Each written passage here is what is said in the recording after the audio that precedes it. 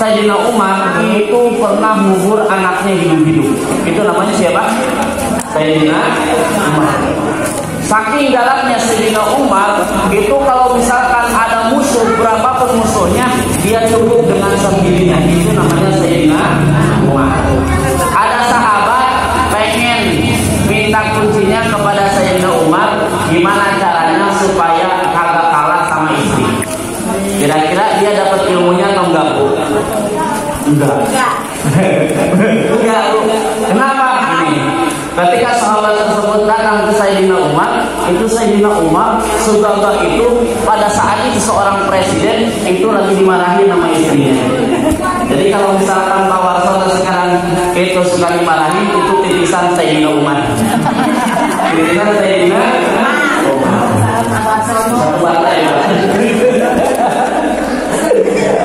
Itu jawaban. Tapi adalah mudah-mudahan ibu-ibu majelis taklim RW 01 semuanya solehah. Amin ya Allah ya Rabbal alamin. Istiqomah ibadahnya ya. Mudah-mudahan tahun depan kita semuanya bisa ikut berubah. Amin ya Allah ya Rabbal alamin. Hadirin para jamaah, mudah-mudahan kita semua dirahmati oleh Allah Subhanahu wa taala. Pertama yang paling utama, marilah kita sama-sama pada puja-puji serta syukur kehadirat Allah Subhanahu wa taala yang atas limpahan kenikmatannya kita bisa berkumpul di tempat ini dalam rangka yang pertama adalah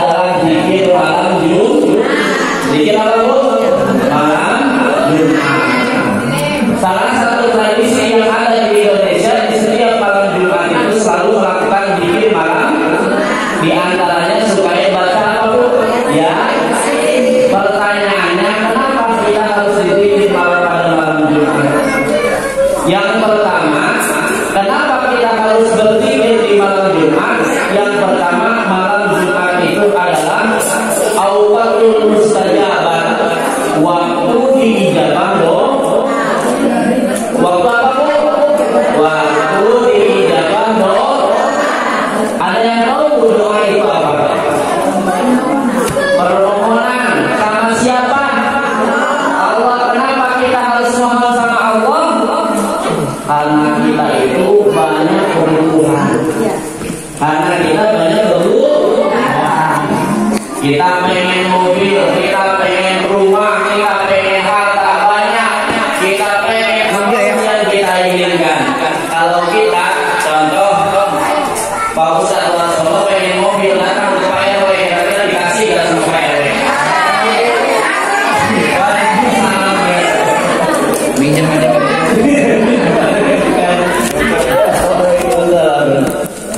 Ahlan wa sahlan. Ketua wilayah kita Pak RW, mudah-mudahan sehat dan baik. Allah ya Allah. Tadi saya ulangi lagi, ibu-ibu pengen mobil, datang ke Pak RW. Dikasih atau enggak? Dikasih. Tapi kalau misalkan minta sama Allah, bukan dikasih minjem, tapi dikasih sama yang punya mobilnya. Iya sih. Dikasih sama yang punya. Bagaimana caranya supaya kita mendapatkan apa yang kita inginkan? Salah satu jalannya adalah berdoa. Doa itu kata Nabi apa Pak? Doa silahul mukminin. Doa itu adalah senjatanya orang yang beriman. Ulangi, doa silahul mukminin. Doa itu adalah senjatanya orang yang beriman. Pak Bu, orang dulu dengan bismillah doang itu dia bisa terbang. Dengan bismillah doang dia bisa jalan di atas air. Pas zaman dulu ketika perang di Indonesia, banyak pribumi hanya mengandalkan bambu melawan Belanda yang menggunakan senjata tank yang luar biasa, tapi bisa menang. Pertanyaannya kenapa? Makanya jangan salah, doa itu adalah senjatanya orang yang beriman. Bahkan selama masih ada orang yang beriman memanjatkan doa, maka selama itu pula orang iman tidak akan kalah. Nih Pak Bu, kita berbicara tentang sejarah. Orang Islam itu dalam sejarahnya hanya pernah satu kali kalah dalam peperangan. Hanya pernah satu kali kalah dalam peperangan. Sisanya yang berjumlah 72 kali peperangan yang dialami oleh orang Islam, itu orang Islam itu menang. Padahal kalau dilihat daripada sejarah, bilangan orang Islam itu jauh lebih sedikit daripada orang kafir. Contoh, ada yang dinamakan perangnya perang Badar. Perang Badar itu adalah perang antara umat Islam dan orang kafir Mekah. Pada saat itu orang Islam hanya berjumlah 313 orang, sedangkan orang kafir jumlahnya ada 3.000 orang. Orang Islam senjatanya hanya sekedar bambu, hanya sekedar rahang unta, sedangkan orang kafir senjatanya tombak dan pistol dan lain sebagainya. Menurut logika, kira-kira yang harus menang itu siapa? Orang. Tapi pertanyaannya, menurut sejarah, menang orang Islam atau orang kafir? Kenapa orang Islam menang? Itu karena doa. Makanya kemunduran orang Islam itu, kalau orang Islam sudah tidak mau membaca doa. Sedangkan sehingga kata Nabi, al-bakhil final wa tuqan aiman.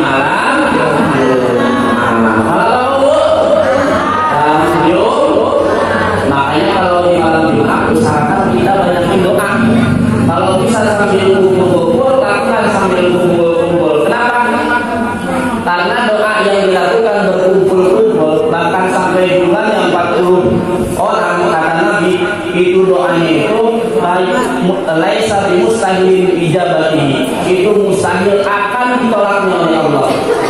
Itu lebih cepat diterimanya. Kalau tidak bisa sendiri. Itulah kenapa kita itu membaca doa. Makanya kalau misalkan ketika hari Jumat ketika hari Jumat di samping kita baca Yasin, kita juga banyakin baca doa. Nah, seperti itu. Kalau misalkan kata pimpinannya itu, yuk kita sebutin doa masing-masing, sebutin dalam hati yang paling banyak. Jadi doanya yang bukan kalau doa itu cuma 1, 2. Kalau minta sama Allah jangan nanggung. Nanggung itu gimana? Ya Allah, saya besok pengen beli beras. Jangan pengen beli beras. Ya Allah, besok saya pengen punya toko. Dan nanggung. Kalau misalkan ya Allah, mudah-mudahan besok saya bisa mudik. Jangan ngomong bisa mudik. Ya Allah, mudah-mudahan kalau besok saya beli mobil supaya bisa mudik dengan mobil baru. Itu doa sama Allah.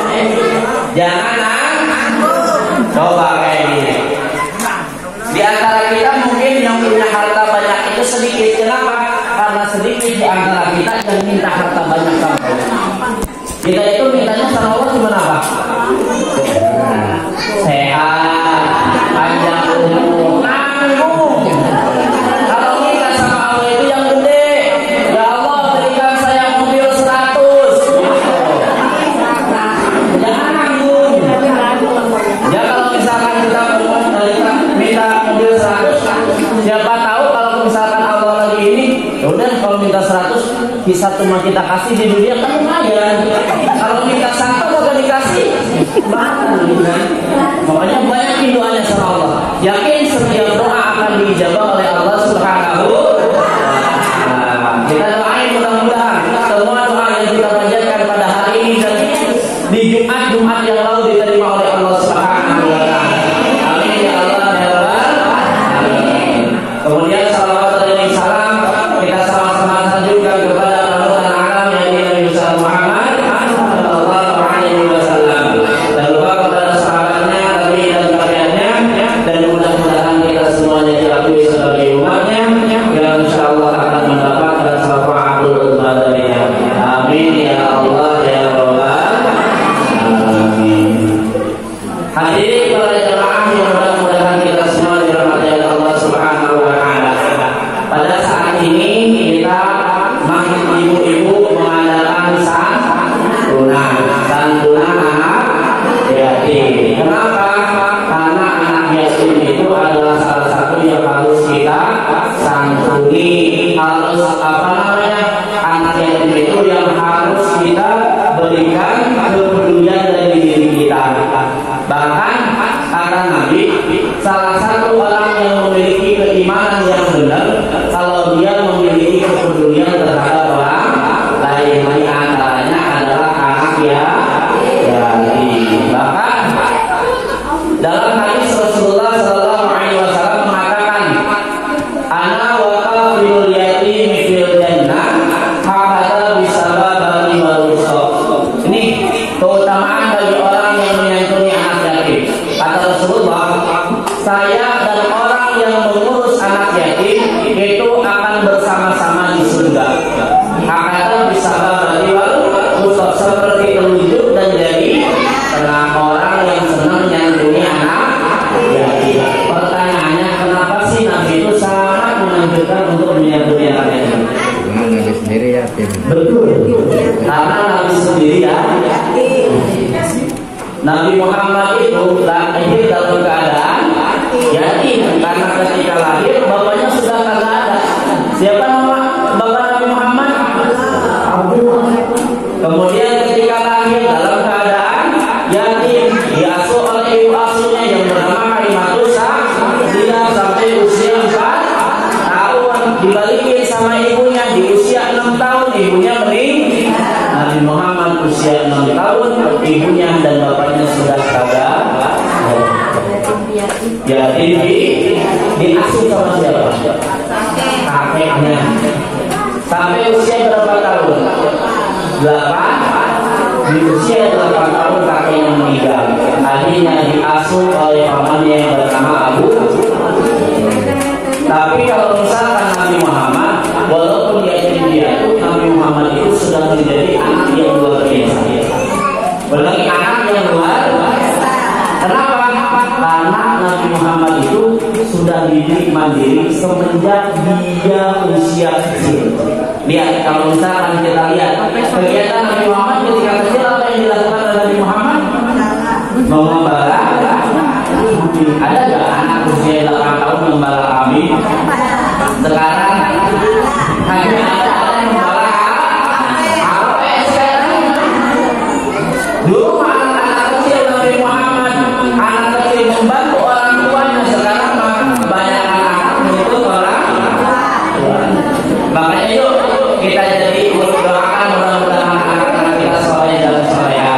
Amin ya Allah ya Rabbal alamin. Kemudian kita doakan pula segenap para jemaah yang telah menyisihkan hartanya untuk anak yatim. Mudah-mudahan hartanya diganti oleh Allah Subhanahu wa ta'ala. Yakin kamu hartanya diganti oleh Allah?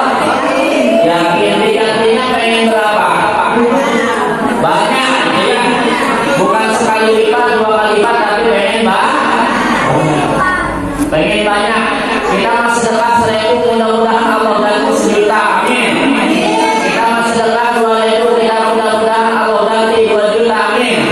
Amin ya Allah ya Rabbal alamin. Yakin Bu? Jadi kalau misalkan kita berbicara tentang sedekah luar biasa, dalam Al-Quran, barang siapa yang bersedekah janji Allah, harta itu bukan berkurang tapi malahan bertambah. Mana kosong sedekah mimma, tidak akan sedekah itu menyebabkan orang itu menjadi miskin.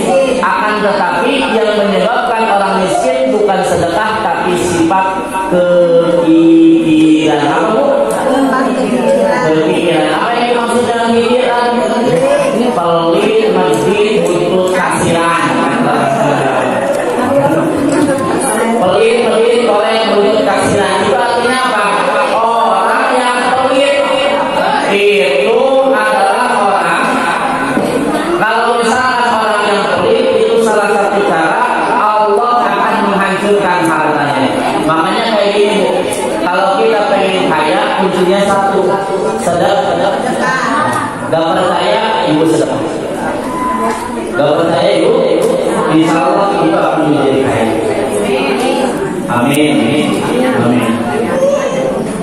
Kalau misalnya ada orang pengen habis hartanya, kuncinya cuma satu, pikir. Kisahnya ada di dalam Al-Quran. Ibu pernah dengar kisah Qarun? Faqala ala qawmihi fi zinatihi wa qala alladziina yuriduna hayata dunya ya laitana misla ma utiya Qarun innahu lahu hazzin 'azim. Kita itu pernah mendengar istilah harta karun. Pernah Bu dengar harta karun? Harta karun itu artinya apa? Harta yang terkumpul. Kenapa harta yang terkumpul dinamakan harta karun? Karena di dalam Al-Quran dulu ada sepupu Nabi Musa namanya adalah Qarun. Dulu sepupu Nabi Musa namanya adalah Qarun. Dia termasuk orang yang sangat kaya luar biasa. Bahkan saking kayanya dalam sebagian tafsir dinyatakan kalau misalkan semua kunci rumahnya yang terbuat